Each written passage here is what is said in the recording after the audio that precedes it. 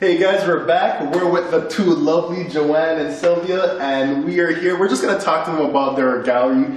Joanne's the actual owner, I should say, and she's going to run through what it is to actually have a shop. And we just want to know, Joanne, can you tell us what is it specifically that you look for in art when people actually come into your gallery, and like what is it that actually you need to actually put in your show?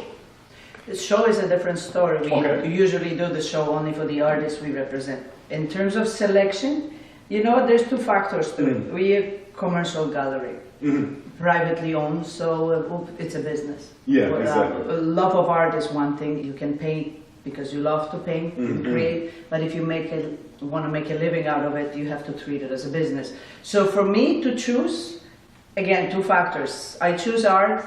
I definitely have to like what I have in the gallery represents me and represents my taste. Definitely. But it has to be sellable. So there's always two sides to it. Is it guaranteed the end client is going to love it?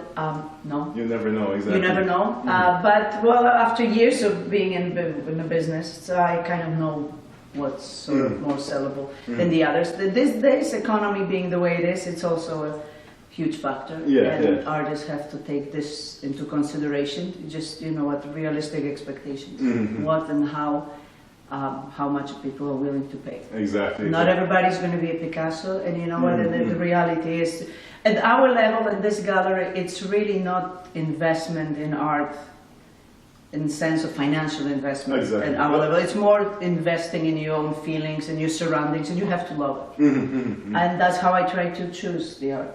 I have to love it first. So we'll try. What is it that you love exactly? Like, you like stuff that are different, you like stuff that are colorful. What is it so people actually know?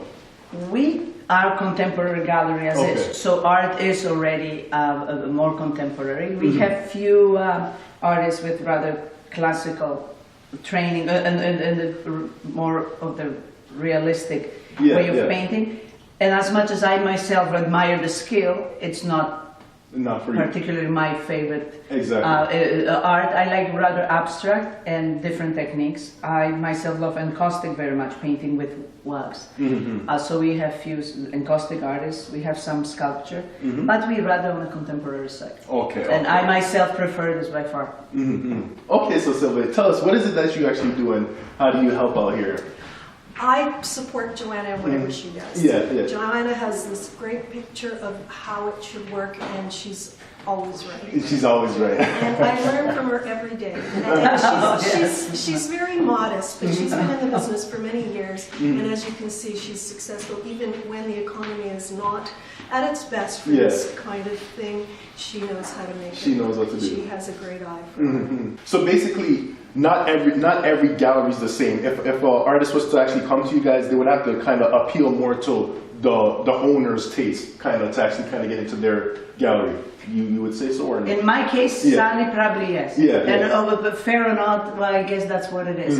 And I have to have number of pieces that I know they sell. However, I like everything we have. I don't have anything purely sellable for the selling factor. I have to like it. Okay, wow. Well, then there you go.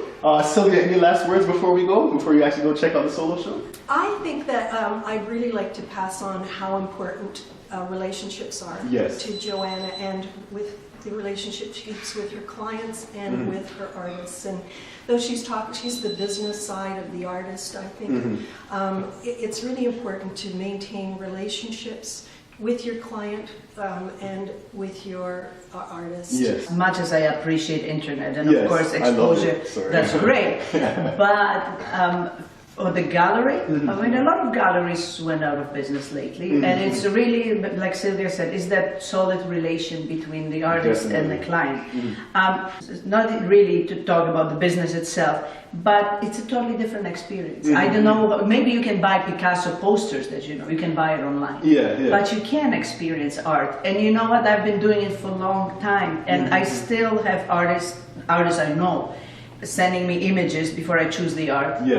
And it's still shocking sometimes that they bring it and piece looks totally different. And that's the artist I know for years. That's the images I know, because it's totally different. The whole art experience. And as we were saying, you know what, you're not only selling the art, you're really selling the story and connecting people why and what. It's a story behind every painting. I know all my artists because it's important for me why and why they're doing what they're doing, why. And I know some of them for 15 years, how the mood changes. But thank you guys. Any last words to say before we go? Go on next, you see the solo show? It's been a pleasure. Thank you for having us. Thank you, Silvia. Thank you, Joanne. Thanks so much. And we really appreciate it. And we'll see you guys later.